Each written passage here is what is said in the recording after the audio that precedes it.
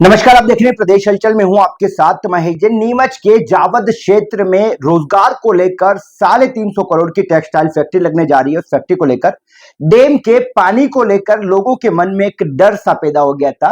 2000 लोगों को जहां रोजगार मिलेगा, उसी दौरान देखा गया कि डैम के पानी को लेकर विरोध शुरू हो गए, धरना प्रदर्शन, और साथ ही साथ जनता के मन में कई सवाल उठते।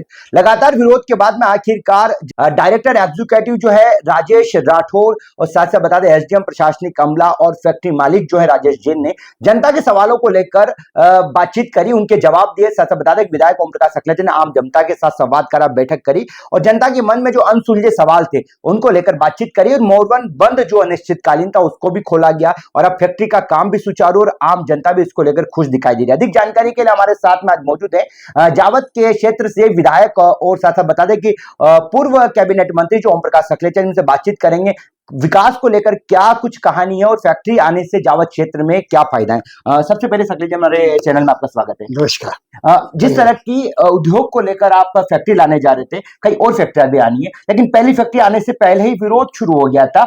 क्या कुछ जनता से बातचीत हुई? लगातार आप 3 दिन से भ्रमण कर रहे हैं, क्या माहौल और क्या बातचीत हुई थी सर? देखिए, बहुत सिंपल बात है। कुछ लोग स्वार्थ सिद्धि के लिए गुमराह करते हैं। गुमराह का वातावरण, नकारात्मक बातें 10 गुना फैलती है, सकारात्मक बातें कम आती है। 5-7 दिन के समय में ये सब कहानी अपने आप जनता के मन में साफ हो गया। एमपी एसआईडीसी के आदमियों ने पहले दिन ही, दूसरे दिन ही एमडी ने आके स्पष्ट रूप से पूरे गांव के प्रमुख लोग, इंक्लूडिंग सभी विरोध करने वालों के सामने एसडीएम के साथ बैठकर पूरी चर्चा करी। पूरी चर्चा का जस्ट निकल के आ गया था कि उनकी सब भ्रांतियां उसी दिन खत्म हो गई थी, लेकिन किसी कारण से जिला प्रशासन ने वो वीडियो जारी नहीं करा। वो वीडियो जारी ना होने के कारण केवल फोटो जारी किया और उनमें से जो गुमराह करने वाले लोग थे उन्होंने ज्यादा गुमराह कर दिया। व्यवहारिक बातें धीरे धीरे सबके समझ में आ गई तो सबने अपनी स्थिति साफ कर दी। अभी लगातार 3 दिन से क्षेत्र में जा रहे हैं, मोरन भी गए, सरवानिया भी गए, लोगों से बातचीत हो रही। क्या अब जनता के मन में जो डैम के पानी को लेकर अहम सवाल था, फैक्ट्री अगर बनती है, डैम का पानी गंदा होगा, पानी की सप्लाई फैक्ट्री को दे दी जाएगी, जनता के सामने आने वाले समय में जल संकट पैदा हो जाएगा, इसको लेकर क्या स्थिति रही? देखिए, पहले दिन से बात बताई जा रही है, मोरवन डैम में अगर अपन माने कि 100 लीटर पानी हो तो 250 ग्राम चाहिए, उसमें से 1% भी पानी नहीं चाहिए, उसका भी 1/4 चाहिए। उससे कई गुना ज्यादा रिजर्व में पानी रहता है। पहली लाइन। दूसरी लाइन, पहले दिन से ये क्लियर एमपी आईडीसी के मिस्टर राठौर ने करा कि 100 लीटर किसी भी कीमत पे सबसे पहले पीने का पानी दिया जाता है, उसके बाद सिंचाई का पानी पूरा दिया जाता है, उसके बाद जो पानी बचता है उसी में से इनको दिया जाता है। तीसरा इसका बिंदु है कि हमारे 2 से 3 साल में गांधी सागर का हर खेत में पानी की जो योजना का काम शुरू हो गया, जो बजट में पास हो गया और काम शुरू होने वाला बहुत जल्दी, उस पानी से साल में 2 बार और सब डैम टॉप अप करके हम 2 से 3 फसल का प्रयास कर रहे हैं, क्योंकि हम तो चाहते हैं कि जावद भारत का सबसे अच्छा विधानसभा बने, उसके लिए ये प्रयास है। एक जो गंदे पानी को लेकर जो ग्रांटें चल रही थी, जीरो लिक्विड डिस्चार्ज प्रक्रिया जो है, उसको कहीं ना कहीं देखा जा रहा है कि जनता समझ नहीं पा रही। जनता का अभी भी ये सवाल है, ऐसा हो नहीं सकता। उस प्रक्रिया को वीडियो के माध्यम से सर्कुलेशन क्यों नहीं कराया जाता विभाग द्वारा, ताकि आम जनता उस प्रक्रिया को समझे? देखिए, वो बात बताई गई थी, आपका एक अच्छा सुझाव आया कि उस प्रक्रिया को दूसरी 2 फैक्ट्रियों में जीरो डिस्चार्ज की वीडियो बना के दिखा दे, क्योंकि वो जो विषय आ रहा है, वो विषय सिर्फ इतना ही तो आ रहा है कि भैया अपने सरवानिया हमारा नीमच में भी लगा है स्वराज वाला, आपके पहले खोर में भी इसी टाइप की एक फैक्ट्री आई थी, तो इनकी शैतानी से चली गई, वो डर गया। मैं वास्तव में इस फैक्ट्री मालक को बधाई दूंगा कि एक बार तय करने के बाद अपनी चीज पे खड़े रहना उसकी शुभकामनाओं का संदेश है, और उसकी दृढ़ इच्छा शक्ति के कारण ही अब हमारा एक बूंद लिक्विड वो डिस्चार्ज नहीं कर सकता। उसका प्लांट का इंस्पेक्शन मध्य प्रदेश और केंद्रीय पॉल्यूशन बोर्ड, प्रदूषण विभाग पूरा आके जांच करता है, पूरी उसकी वीडियो बनती है, रिपोर्ट देके वो परमिट देता है, उसी के बाद फैक्ट्री चालू होती है। तो वो भी विषय बिल्कुल साफ है।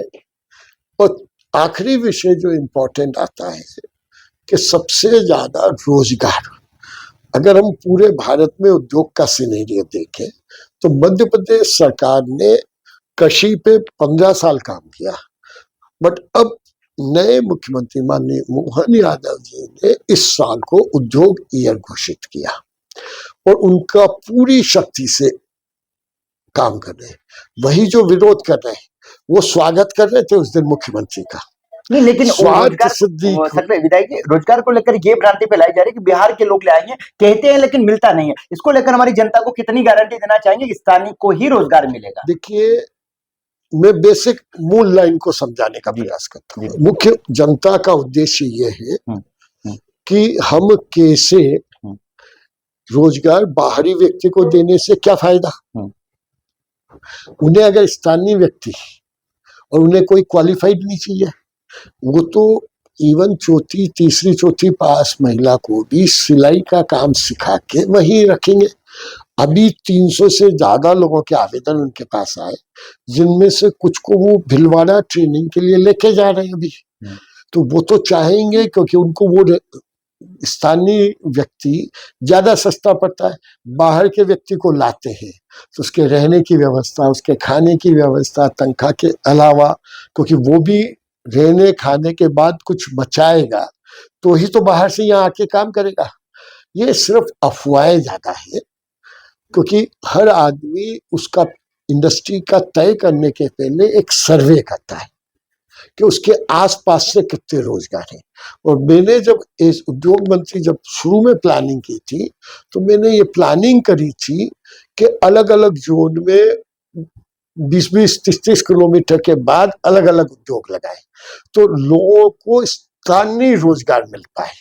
क्योंकि सब एक जगह होंगे तो भी, चाहे मोरवन वाले, अगर सब इंडस्ट्री नीमच में आ जाएगी तो उनको नीमच आके काम करना पड़ेगा, क्योंकि खेती में तो दिन प्रतिदिन मजदूरी। कितने उद्योग को आने की संभावना है? मैंने टोटल 100 इंडस्ट्रियां उस समय शिरकत करी थी, जिनकी जावद क्षेत्र में कितनी आएगी? जावद में होगी 20 से ज्यादा। 20 से ज्यादा। एक अहम सवाल है, जिस तरीके से विरोध करना लोकतांत्रिक प्रक्रिया होती है, लेकिन विरोध के दौरान पथराव हो जाता है, उस घटना को किस तरीके से लेते हैं? देखिए, कुल मिलाकर विरोध अगर स्वार्थ सिद्धि के लिए कुछ का होगा तो उसमें ये सब करा जाता है, क्योंकि उन्हें तो डर पैदा करके उनके स्वार्थ सिद्धि करने थे। उन्हें डर नहीं पैदा करते तो स्वार्थ सिद्धि कैसे होगी? तो ये तो उनका इंटेंशन साफ आ रहा है। उसमें आप पर भी आरोप लगाए जा रहे हैं कि आपके रिश्तेदार, चूंकि मेरा तो कोई मतलब रिश्तेदारों को लाया जा रहा है इसमें। मेरा कोई रिश्तेदार नहीं है। मेरी विधानसभा में मेरा कोई रिश्तेदार नहीं रहता है। मेरी डे 1 से जिस दिन मैंने पार्टी ज्वाइन करी थी, मैंने उस दिन कह दिया था कि मेरी विधानसभा क्षेत्र में मैं कोई व्यवसायिक गतिविधि उद्योग रिलेटेड नहीं करूंगा। नहीं, फैक्ट्री वालों की कनेक्शन में कैसे आया? मतलब आज राजेश जी जैन की बात करें तो कैसे कनेक्टिविटी बनी? मेरे पास जितने भी नीमच के उद्योग लगे हैं सब मेरे पास, जब मैं भिलवाड़ा में सर्वे करने गया, इंडस्ट्री मीट करी, मैंने पूरे मध्य प्रदेश में 50 से ज्यादा मीट करी, सभी टाइप के लोग मिलने आए, सभी को मैंने आग्रह किया, आह्वान किया। भिलवाड़ा चूंकि ऐसा सेंटर है कि उनके लिए दूसरा सेंटर जरूरी है, उनको कुछ एक जगह कंसंट्रेशन होने से हर आदमी चाहता है कि सभी उसकी रिस्क एक जगह ना रहे, उसे डिवाइड करना होता है। उनके पास बिहार का भी प्रपोजल था, वो बिहार भी जाने को तैयार थे, लेकिन जब उनने तुलना की, मध्य प्रदेश की पॉलिसी को समझा, तो उन्हें लगा कि यहाँ तो भैया 100 किलोमीटर है, हम 1.5 घंटे में आ जा सकते हैं। तो इसलिए उनको प्राथमिकता लगी, उनकी जरूरत की सब चीजों की पूर्ति का हमने आश्वासन दिया, तभी तो उनने आके उद्योग लगाया। भैया कोई भी उद्योगपति हो जिसके पास पैसा हो, टेक्नोलॉजी हो, मार्केट हो, वो तो कहीं पे भी जाके कमा लेगा। नहीं, लेकिन जब चुनाव के समय मुद्दा रोजगार को लेकर अहम विपक्ष मुद्दा उठाता है, इधर रोजगार की फैक्ट्री आ रही है तो उसका भी विरोध शुरू हो रहा है, ऐसे में रोजगार आएगा कैसे फिर? ये इनकी पुरानी आदत है। इसके पहले भी एक फैक्ट्री आ रही थी खोर के पास, हमने जमीन अलाट करी थी, उसने काम शुरू किया, गुजरखेड़ी का।